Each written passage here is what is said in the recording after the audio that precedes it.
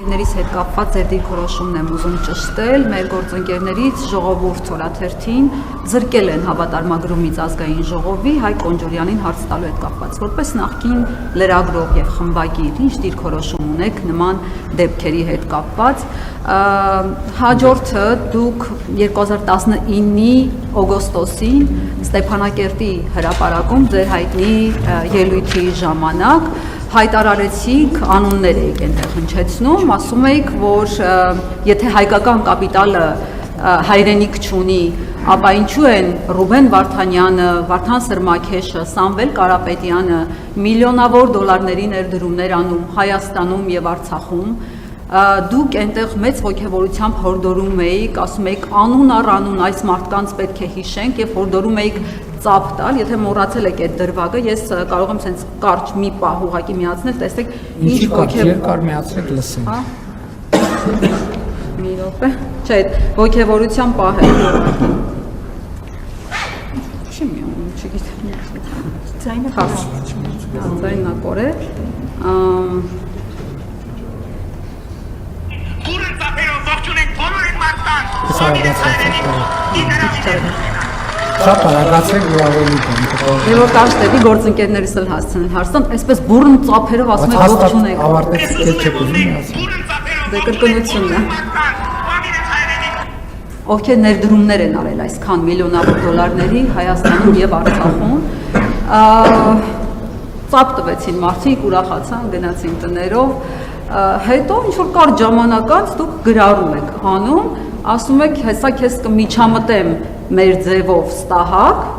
Սամվել Կարապետյանի բարերար վերցնում եք ճակերտների մեջ, այլևս այդ մարդը չի համարվում բարեգործ ու բարերար, Սամվել Կարապետյանը հայտնվում է բանտում, Ռուբեն Վարդանյանը Բաքվի բանտում։ Սրանից հետո մենք տեսանք, որ Սուրբ Աննա եկեղեցու բակում երեք այսպիսի նույն ոգևորությամբ դուք ասում եք, որ ծափ տան այն նույն 10 եպիսկոպոսներին, որոնք դավաճանել են վեհափար Հայրապետին, թիկունքով են շրջվել նրանց եւ արդեն ձեր կեցավայրում են հայտնվել, ինչ-ինչ հանգամանքների բերումով, երբ եք ձեր ձևով միջամտելու եւ արդեն այդ 10 եպիսկոպոսներին երբ ենք տեսնելու բանտերում։ Դուք ներողություն եք խնդրում Հիսուս Քրիստոսին նրան մենակ թողնելու համար, երբ եք ներողություն խնդրելու, ավելի ճիշտ ոչ թե ներողություն խնդրելու, այլ այս դեպքում պատասխանատվության ենթարկվելու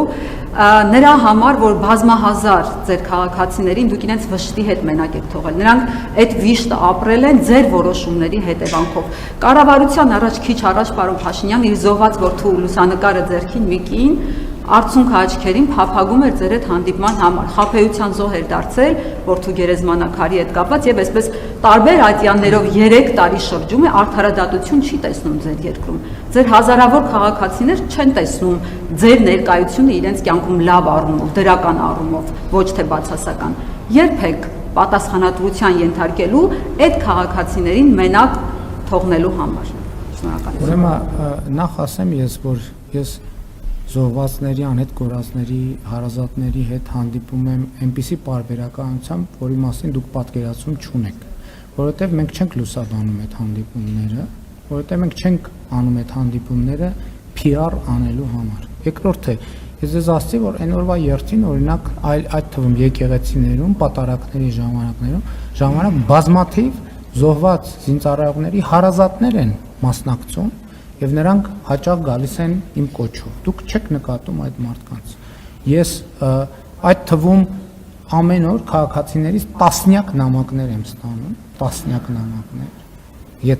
Եվ պատասխանում այդ նամակներին, եթե հարկ լինի դա ապացուցել,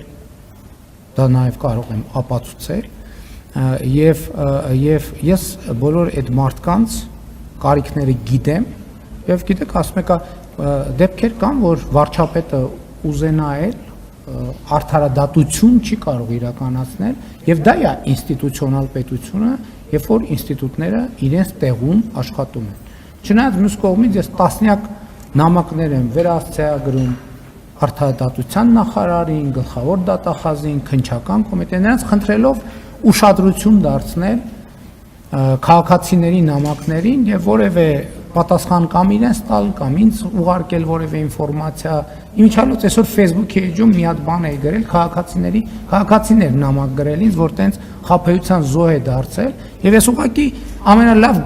արարքը համարեցի այն արձագանքը, որ Facebook-ից էջում դնեմ, մարդիկ կարդան, որ թե ինչ սխեմաներ են գործում եւ մի քիչ զգուշ լինեն եւ տենց հեշտությամբ չտրվեն վստահության, որ փողեր փոխանցեն, երկու անգամ 1000 դրամ ստանան, հետո դրա դիմաց միլիոններ փոխանցեն ու խնդրի առաջ կանգնեն։ Ինչ վերաբերում է մնացած խնդիրներին, ես նկատի ունեմ ամեն օր, բառացիորեն ամեն օր, ես տասնյակ քաղաքացիների նամակների եմ պատասխանում։ Ես առավոտյան ժամը 5-ին արթնանում եմ ամեն օր եւ իմ առաջին գործը ամեն օր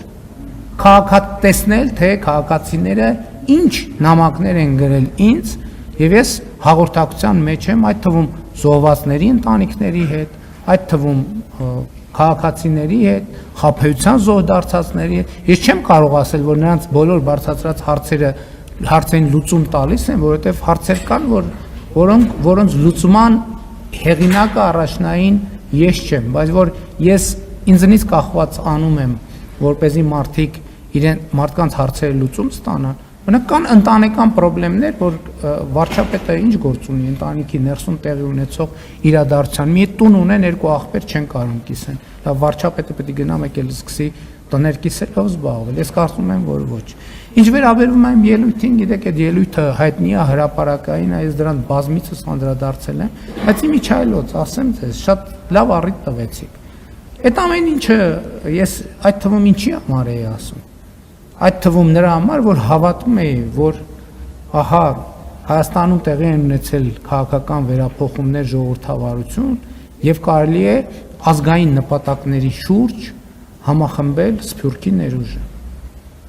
Հետո Սփյուռքի ներկայացուցիչները իրանք ինձ ուշադրություն հրավիրեցին մի փաստի վրա։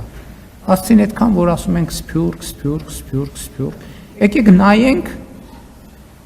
ես բառացիորեն հենց Սփյուռքի ներկայացուցիչն է ինձ, ես հետո դրա մասին խոսել եմ հրապարակայինորեն, բայց իրանք են ուշադրությունը հրավիրել։ Եկեք նայենք 92 թվից մինչև 2018 թվականը Հայաստան համահայկական հիմնադրամը առանցքային ինստիտուցիոնալ օղակն է Սփյուռքի հանգանակությունները հավաքելու։ Ինչքան է հավաքել եւ Հայաստանում ինչքան ներդրում է արել։ Հետո պարզվեց, որ այդ ամեն ինչի իրականում մեր բոլորի մոլորությունն է։ Կա տնտեսական հետաքրքրություն, կլինի ներդրում, չկա տնտեսական հետաքրքրություն, չի լինի ներդրում։ Իսկ ինչ վերաբերում է ձեր նշած բարերարին, այդ նշած բարերարը թող էլեկտրաէներգիա ապահովել։ Այդ իմը ասած մեխանիզմների գործարկմամբ է, որ գումարներ են գեներացվել, այսպես ասած բարերարության համար։ Ոչ մեկ իր հաշվին բարերարություն չի արվի։ Այդ բոլոր բարերարությունները արվել են մեր հաշվին, սպառողների հաշվին։ Էլեկտրաէներգիայի մատակարարման մանիպուլյացիաների արդյունքում յուրացումների եւ գումարներ ձեռք բերելու, վարկեր վերցնելու տոկոսներով եւ տոկոսները մեր հաշվին փակելու հաշվին։ Ոչ մի բարերարել չկա։ Մոլորություն է եղել դա։ Դա ձեր մոլորությունն է։ Ես կարծում եմ, դուք բանը չեք հետևել բաներին, հանրային ծառայությունների կարգավորող հանձնաժողովի նիստերին չեք հետևել, ո՞ց եք տենց բաներ ասում։ Այսինքն ենթադրենք հիմա թաքուն բաներ ասեմ, ասեք թաքուն բան, բա հեծը տվյալները հրապարակում, հաղորդագրությունները, դուք այդ ամեն ինչի չեք հետևում։ Իսկապես շատ զարմանալի է, լուռ է մամուլը, ոչ մի բան չի նկատում։ Այդ ինչի չեք նկատում, հետաքրքիր է։ Ինչն է ազդում ձեր տեսողության վրա եւ լսողության վրա։ Հետաքրքիր է։ Եթե կարիք կա առողջության ապահովագրության համակարգը, հույս ունեմ շահառու եք եւ կարող եք ձեր տեսողությամբ եւ լսողությամբ առնվազն չեկապանել։ Դե այդ դեպքում հարցերը ավելի են թանձրանում, բայց այդ ինչի չեք նկատում, այդ ինչի չեք լսում։ Հենց այդ եմ ասում, դուք ուրիշ բան եք տեսնում։ Ուրիշ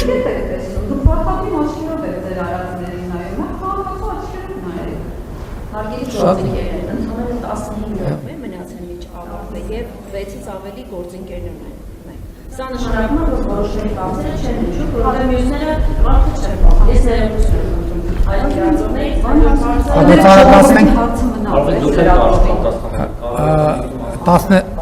14 րոպե ունենք, որից հետո պետք է Հարցին է որ խնդրեմ Ժողովրդի կհարցնեք, հարցը որ ո՞րն է։ հավատարմագրույց զրկել են որպես լրագրող։ Դες կարծում եմ, եթե զրկել են, դրա համար հիմքեր կան։ Ի վերջո դա բանի հարց չի, դա իրավական գործընթաց է,